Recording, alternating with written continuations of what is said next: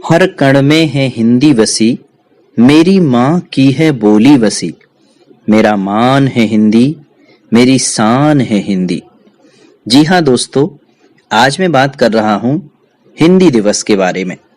हिंदी दिवस क्यों मनाया जाता है? हिंदी दिवस मनाने का कारण क्या है? हिंदी दिवस को आधिकारिक भाषा के तौर पर संविधान में कब स्वीकार किया गया? इन सभी बातों को हम इस पूरी वीडियो के अंतर्गत जानेंगे। आप सभी लोगों का हार्दिक अभिनंदन है लब्धांश क्लासेज में। लब्धांश क्लासेज की इस प्रस्तुति को देखें और इस चैनल को सब्सक्राइब करना ना भूलें। अंग्रेजी भाषा के बढ़ते चलन और हिंदी की उपेक्षित भावना को रोकने के लिए प्रतिवर्ष 14 सितंबर को हिंदी दिवस मनाया जाता है। स्वतंत्रता मिलने के 2 वर्ष बाद 14 सितंबर 1949 को संविधान सभा में एक मत से हिंदी को राजभाषा के रूप में घोषित किया गया था और इसके बाद से प्रतिवर्ष 14 सितंबर को हिंदी दिवस के रूप में मनाया जाने लगा। आइए जानते हैं हिंदी दिवस क्यों मनाया जाता है। देश जब वर्ष 1947 में अंग्रेजों की हुकूमत से आजाद हुआ था तो देश के सामने भाषा को लेकर सबसे बड़ा एक सवाल खड़ा था। सवाल यह था कि भारत की राष्ट्रभाषा कौन सी होगी। ये सवाल बेहद अहम था, इसलिए काफी विचार करने के बाद संविधान सभा ने देवनागरी लिपि में लिखी जाने वाली हिंदी को राष्ट्र की आधिकारिक भाषा के तौर पर स्वीकार किया। स्वतंत्रता प्राप्ति के बाद हिंदी को आधिकारिक भाषा के रूप में स्थापित करवाने के लिए काका कालेलकर, मैथिली शरण गुप्त, हजारी प्रसाद द्विवेदी, सेठ गोविंद दास आदि साहित्यकारों को साथ लेकर व्यवहार राजेंद्र सिंह के अथक प्रयासों को कभी भुलाया नहीं जा सकता, जिन्होंने हिंदी को राष्ट्रभाषा के रूप में घोषित करवाने के लिए अप्रतिम प्रयास किए। महात्मा गांधी ने सन 1918 में हिंदी साहित्य सम्मेलन में हिंदी को आम जनमानस की भाषा कहा था। आज भी देश के 78% लोग हिंदी बोलते और समझते हैं। बोलने वालों की संख्या के अनुसार अंग्रेजी और चीनी भाषा के बाद हिंदी विश्व की तीसरी सबसे बड़ी भाषा है।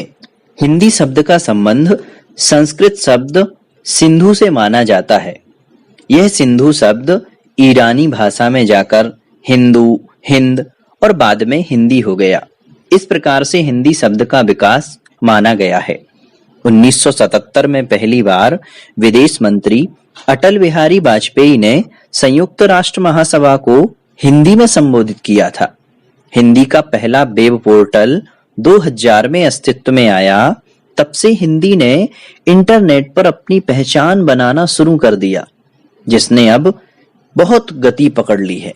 गूगल के अनुसार इंटरनेट पर हिंदी सामग्री की खपत पिछले कुछ वर्षों में बहुत बढ़ गई है। हिंदी को संपूर्ण विश्व में अपनी पहचान बनाने के लिए 14 सितंबर से 21 सितंबर तक हिंदी दिवस के अवसर पर हिंदी सप्ताह मनाया जाता है। इस सप्ताह में विभिन्न प्रतियोगिताओं का आयोजन किया जाता है। स्कूल व कार्यालयों में विभिन्न कार्यक्रमों का आयोजन किया जाता है। इस दिन वाद विवाद, निबंध लेखन, कविता सुनाओ, भाषण आदि विभिन्न गतिविधियों के माध्यम से हिंदी भाषा के विकास और उपयोग के लाभों के बारे में समझाया जाता है। हिंदी दिवस पर हिंदी के प्रति लोगों को उत्साहित करने हेतु पुरस्कार समारोह भी आयोजित किए जाते हैं, जिसमें कार्य के दौरान अच्छी हिंदी का उपयोग करने वालों को यह पुरस्कार दिया जाता है। राजभाषा गौरव पुरस्कार व राजभाषा कीर्ति पुरस्कार के रूप में प्रदान किया जाता है। राजभाषा गौरव पुरस्कार तकनीकी या विज्ञान के विषय पर लिखने वाले किसी भी भारतीय नागरिक को दिया जाता है। इसमें 10,000 रुपए से लेकर 2 लाख रुपए तक के 13 पुरस्कार होते हैं तथा राजभाषा कीर्ति पुरस्कार योजना के तहत कुल 39 पुरस्कार दिए जाते हैं। यह पुरस्कार किसी समिति, विभाग, मंडल आदि को उसके द्वारा हिंदी में किए गए श्रेष्ठ कार्यों के लिए दिया जाता है। इसका मुख्य उद्देश्य सरकारी कार्यों में हिंदी भाषा का उपयोग करने से होता है। 14 सितंबर 1949 को भारतीय संविधान ने हिंदी को आधिकारिक भाषा के तौर पर स्वीकार करके ऐतिहासिक सत्य को स्वीकृति प्रदान की थी। लेकिन आज 70 वर्ष होने के बाद भी हम उस हिंदी का विकास नहीं कर पाए। हिंदी दिवस या हिंदी पखवाड़ा मना करके मात्र हम हिंदी का विकास नहीं कर सकते हैं। हमें उस अपनी मूल भाषा, मातृभाषा और मदर टंग की महत्वता को समझते हुए देश की आधिकारिक भाषा के महत्व के रूप को उसको समझते हुए विश्व में उसको आगे लाना होगा। हमें उस अंग्रेजी को त्याग करके और अपनी हिंदी भाषा की महत्वता को समझना होगा। कहा जाता है कि अंग्रेज चले गए पर अंग्रेजी छोड़ गए। अंग्रेजी के चक्कर में हम अपनी जीवन शैली में, अपनी कार्यशैली में हिंदी के बहुतायत शब्दों का प्रयोग नहीं करते। आज अंग्रेजी के शब्दों का प्रयोग होने के कारण ही हिंदी उपेक्षित है। हमें अपने बच्चों को, हमें अपनी पढ़ाई में, हमें अपनी जीवन शैली में, हमें अपनी कार्यशैली में, हमें अपनी पत्रात्मक शैली में यदि हिंदी को स्थान देंगे तो हम जरूर हिंदी की जो आज वर्तमान में उपेक्षा है उसको दूर करके उसके बाद हम दिलाने में सक्षम हो सकते हैं।